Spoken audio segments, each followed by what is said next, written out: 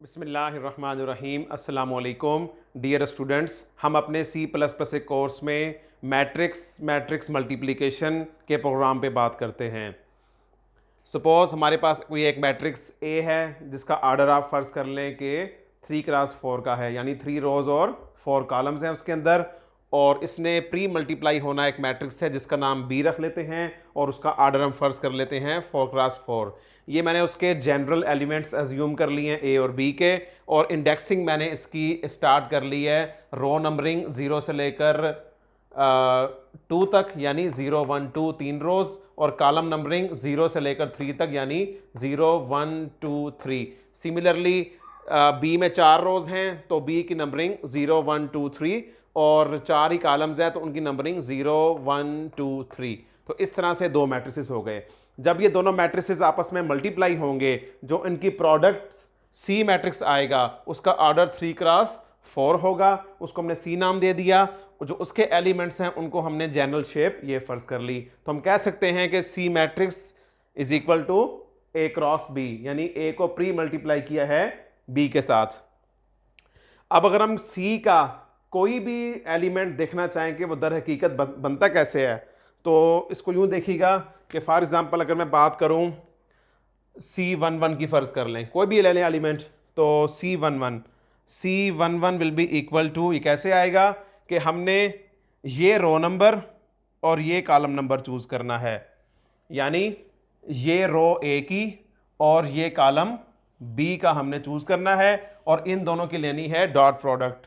यानी असल में कैसे आएगा, A10 को मल्टीप्लाई करेंगे B01 के साथ, ऐड कर देंगे इसमें A11 into B11 plus A12 multiplied by B21 plus A13 multiplied by B31।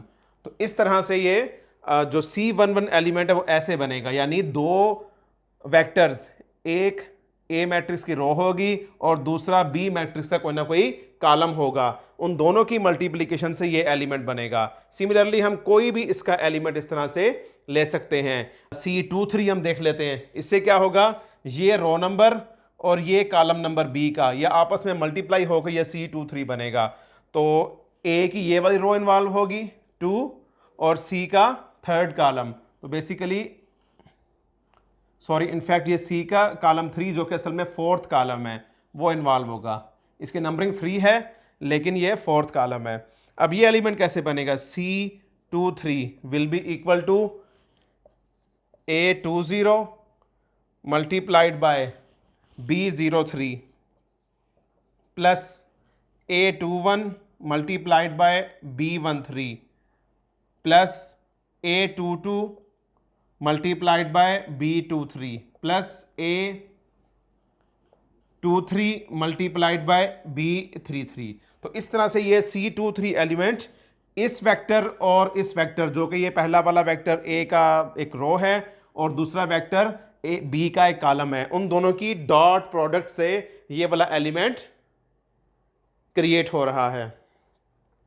अब अगर हम इसको जनरल एक्सप्रेशन की फॉर्म में लिखना चाहें तो वो जनरल एक्सप्रेशन क्या बनेगा,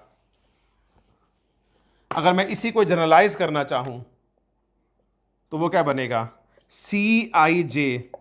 आप नोट करें कि ये नंबर यहां पर अपीयर होता है और पहले वाला, और जो 3 है ये उसका कॉलम नंबर है। तो इसका मतलब है that will be equal to A का हमने ith रो लेनी है और के वेरिएशन दे दें इसकी, के 0 ये के वेरिएशन है, ये 1 1 ये 2 2 ये 3 3 ये 0 0 ये 1 1 ये 2 2 और ये 3 3 कॉमन आएगा।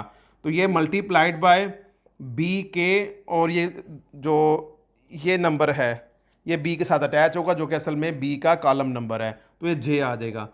और इन सारों को हमने समेशन करना है, यानी के की वेरिएशन 0 से लेकर हमने कहाँ तक लेके चलनी है, जितने भी ए के कॉलम्स हैं या बी की रोज हैं, इसके 4 कॉलम्स हैं, इसकी 4 रोज हैं, तो 0 से लेकर 3 तक मूव करेगा, 0 1 2 3। तो ये इनफैक्ट सी का कोई भी एलिमेंट सी मैट्रिक्स का हम उसे इन जनरल ऐसा लिख सकते हैं, C I J is equal to, ये ओएस समेशन के बराबर है, इसको मैंने सम की फॉर्म में लिख दिया है। अब हम इसका कोड बनाते हैं। तो असल में हमें इनफैक्ट करना क्या है कि जो अपने प्रोग्राम बनाना है, एक हमने इस समेशन के लिए यानी डॉट प्रोडक्ट के लिए लूप लगानी है, दूसरी हमने लूप लगानी है जे वेरी कर देते हैं, और तीसरी लूप हम लगा लेंगे आई वेरिएशन की, और हमारा मैट्रिक्स मल्टीप्लिकेशन का प्रोग्राम मुकम्मल हो जाएगा। अब हम इसका प्रोग्राम बना के देखते हैं।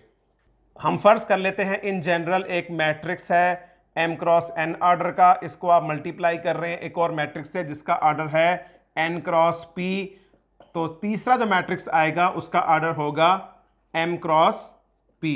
ये एक मैट्रिक्स है। अब जो सी आई जे एलिमेंट बनेगा सी मैट्रिक्स का, सी आई जे वो क्या होगा, that will be equal to A I K multiplied by B K J summation K varying from 0 to, note करें क्या कॉमन एन में, एन, इसकी एन कॉलम्स और इसकी एन रोज, तो ये n-1 तक मूव करेगा। तो पहले हम कोड बना लेते हैं इस चीज का, वेरी सिंपल। ए मैट्रिक्स का ith रो का kth element multiplied by B matrix का jth कॉलम में kth एलिमेंट, इनको हमने मल्टीप्लाई करते चले जाना है। लूप हमने k पर लगानी है, तो कैसे लगेगी loop, for k is equal to 0, k less than n, k plus plus.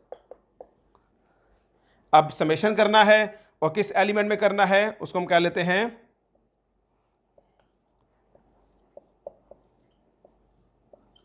C I J, that is equal to C I J plus. तो ये समेशन के लिए जो हम पैटर्न इख्तियार करते हैं वो कर लिया, और लूप में आने से पहले हमने क्या करना होगा, हमने सी के आई जे एलिमेंट को हमने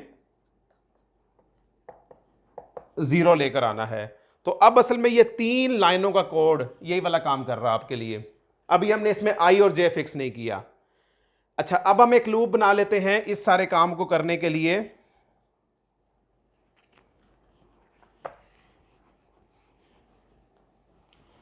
एक हमने वेरिएशन देनी है जे लूप की, जे वेरिएबल की, और एक हमने वेरिएशन आई की। यानी जो दूसरा मैट्रिक्स है इसके कितने कॉलम्स हैं, हमने हर कॉलम को बारी बारी टैकल करना है, उसके लिए जे इस्तेमाल हो रहा है। बी का जे कॉलम में वो कितने होंगे, वो पी कॉलम्स हैं। तो एक लूप क्या आ जाएगी, for J is equal to 0, J less than P, यानी 0 से p-1 तक मूव करेंगे, तो टोटल नंबर ऑफ जो पासिस हो जाएंगे वो p हो जाएंगे। तो अब ये जो कोड बन गया आपके सामने, इसने क्या कवर कर लिया, इसने b के सारे कॉलम्स कवर कर लिए हैं। ये वाला काम ith रो के लिए हो गया। ith रो लेकर हमने b के हर कॉलम से मल्टीप्लाई कर दी है। हमें यहां पे एक और लूप लगानी है i के ऊपर, i is equal to 0, i less than m, क्योंकि m रोज है उसकी, i प्लस प्लस, ये चीज। तो ये अब मैट्रिक्स मल्टीप्लिकेशन के कोड का मेन हिस्सा सारा मुकम्मल हो गया। हो क्या रहा एक्चुअली, i को 0 स्पेसिफाई करेंगे, शुरू में जब कंट्रोल आएगा तो i 0 स्पेसिफाई होगा, जो कि a मैट्रिक्स की पहली रो की बात शुरू हो गई। अंदर आ जाए, a की पहली रो के लिए j की वेरिएशन 0 से p तक, और j हम शो कर रहे हैं किस काम के लिए, b के कॉलम्स के लिए। तो b के हर कॉलम पे जाना है, j 0 लाएंगे तो पहला कॉलम आ गया। अब अंदर आ जाएं, a की पहली रो आ चुकी है, b का पहला कॉलम आ चुका है, ये उन दोनों की आ गई डॉट प्रोडक्ट। उसके बाद j में 1 का इजाफा, तो क्या बनेगा, j 1 हो जाएगा, यानी b मैट्रिक्स की सेकंड कॉलम। तो अब a की पहली रो b के सेकंड कॉलम से मल्टीप्लाई होगी, तो उस अब आके उसकी डॉट प्रोडक्ट, तो c का नेक्स्ट, उस पहली रो का नेक्स्ट एलिमेंट क्रिएट हो गया। इस तरह से j जब वेरी करेगा 0 से p-1 तक, तो असल में क्या होगा, a मैट्रिक्स की वो जो रो है वो हर कॉलम के साथ मल्टीप्लाई होके c की पहली रो जनरेट कर देगी। फिर हम लूप कंट्रोल बाहर आ जाएगा, हम i में 1 का इजाफा करके i को 1 कर देंगे, तो 1 लेकर अंदर आएंगे, यानी a की दूसरी रो, i इक्वल 1 का मतलब क्या है, a की दूसरी रो। अंदर आ जाए, जे जीरो शुरू करें, यानी ए की दूसरी रो के लिए जे का पहला, दूसरा, तीसरा सारे कॉलम्स, पी कॉलम सारे पूरे करने हैं, तो उन सब से ये डॉट प्रोडक्ट बनती चली जाएगी। तो इस तरह ये कंट्रोल दोबारा बाहर आएगा और आई की वेरिएशन 2 तक आ जाएगी। 2 आई को वेरी करके हम 2 करेंगे। ए मैट्रिक्स के थर्ड रो के लिए दोबारा जे जीरो से पी माइनस 1 तक वेरी करेगा, यानी बी के हर कॉलम से हम मल्टीप्लाई करते चले जाएंगे। तो यूं ये कोड छोटा सा आपके लिए क्या करता है, दो मैट्रिसेस को, जिसमें से एक का ऑर्डर हमने ऐसे ले लिया, दूसरे का ऑर्डर ऐसे ले लिया, जो प्रोडक्ट मैट्रिक्स आएगा उसका ऑर्डर कुछ इस तरह से होगा, तो ये उन दोनों मैट्रिसेस को मल्टीप्लाई करके तीसरा मैट्रिक्स लेकर आता है। ऑब्वियसली जब आप कंप्लीट प्रोग्राम बनाएंगे तो नेसेसरी जो प्रोग्राम में डिक्लेरेशंस होनी चाहिए, टाइप्स की, एरे साइजेस की, और जो प्रोग्राम की स्टार्टिंग एंडिंग में जो आपको ज़रूरी स्टेटमेंट्स चाहिए होती हैं, वो सारी आप इसमें मेंशन करेंगे। अब हम इसके कंप्लीट प्रोग्राम पे एक नज़र दौड़ा लेते हैं। Question, write a C plus plus program to find the product of two matrices. इसको हम नाम देंगे मैट्रिक्स मैट्रिक्स मल्टीप्लाई का, एज बिलो। एक मैट्रिक्स है जिसका आर्डर m क्रॉस n का है, और उसने एक दूसरे मैट्रिक्स जिसका आर्डर n क्रॉस p है, उससे मल्टीप्लाई होकर जो तीसरा एक प्रोडक्ट मैट्रिक्स बनाना है उसका आर्डर क्या होगा, m क्रॉस p। अब जो C मैट्रिक्स है उसकी हर entry C I J for i varying from 0 to m-1 and j varying from 0 to p-1, क्योंकि उसका आर्डर m क्रॉस p है। अब ये सी आई जे एंट्री किसके इक्वल होगी, आपने करना क्या है, ए आई के इंटू बी आई के, ए का एक रो लेकर बी की किसी एक करॉस्पॉन्डिंग कॉलम से मल्टीप्लाई करके उनकी डॉट प्रोडक्ट मालूम करेंगे। और के की वेरिएशन 0 से n-1 तक इसलिए है कि ए की उस रो में n नंबर ऑफ एलिमेंट्स हैं और बी के उस कॉलम में, करॉस्पॉन्डिंग कॉलम में जो उसको मल्टीप्लाई हो रहा है, उसमें n एलिमेंट्स हैं। तो लिहाजा ये एक जनरल एक्सप्रेशन बनता है सी के एलिमेंट्स के लिए। प्रोग्राम पे आते हैं, इसको हम सिंपल mm.cpp नाम दे देते हैं। ये शुरू की स्टार्टिंग लाइंस आ गई, ये ज़रूरी डिक्लेरेशंस हो गई हैं। m, n और p की वैल्यू हमने पूछ ली यूज़र से। m as a number of rows of a, n as a number of columns of a, और जो कि रोज ऑफ b उसके बराबर होंगी, और p as a number of columns in b। हमने 3 मैट्रिसेस डिक्लेयर कर लिए, ए का ऑर्डर mn, बी का ऑर्डर np और सी का order mp।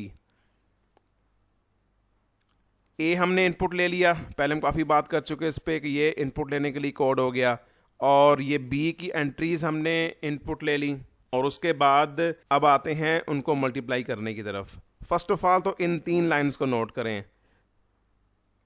C I J elements को हमने 0 कह दिया, चाहते तो हम ऐसे डबल लूप चलाकर पहले सबको 0 कर रखते, लेकिन खैर हमने यहाँ पे इसको यहाँ 0 कर लिया क्योंकि हमने इसमें सम क्रिएट करना है, और sum as a dot product create करना है।